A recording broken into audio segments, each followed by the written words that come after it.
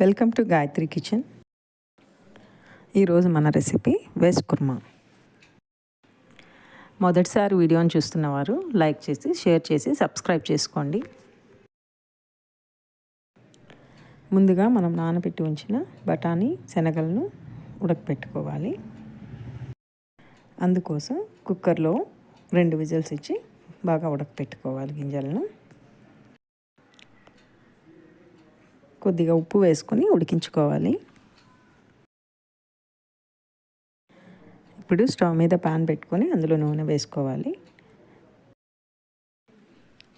నూనె కాగినాక అందులోకి ఆవాలు జీలకర్ర వేసుకోవాలి.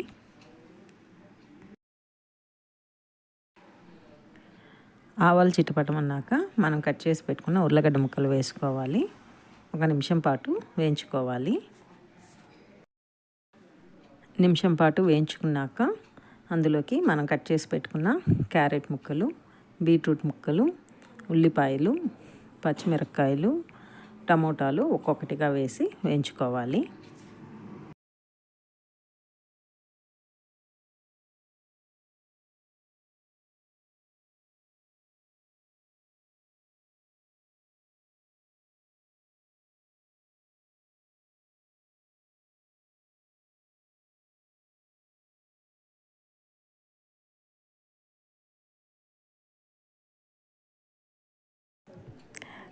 వెజిటేబుల్స్ కొంచెం మెత్తబడ్డాక కొద్దిగా ఉప్పు వేసుకొని వేయించుకోవాలి.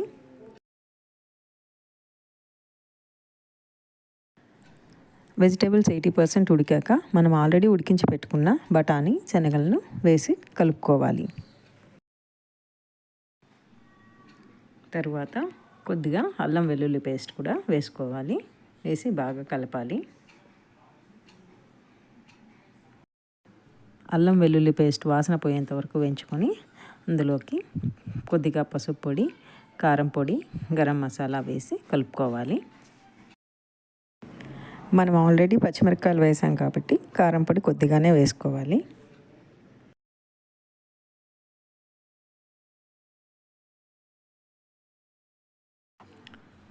రెండు కప్పులు వాటర్ వేసుకొని వెజిటేబుల్స్ అన్నిటినీ బాగా ఉడికించుకోవాలి. ఇప్పుడు 1 కప్పులో 2 స్పూన్ల శనగపిండిని తీసుకొని అందులో కొద్దిగా వాటర్ వేసుకొని లిక్విడ్గా కలుపుకోవాలి.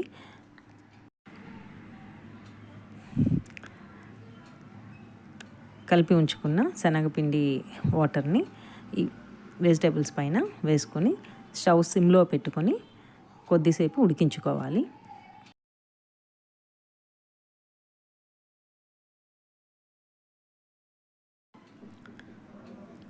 ఇలా దగ్గర పడినప్పుడు కొత్తిమీర వేసుకొని సర్వ్ చేసుకోవాలండి.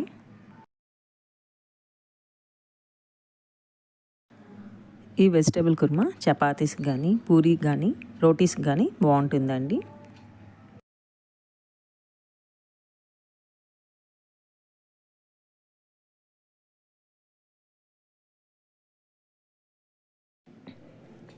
Thanks for watching.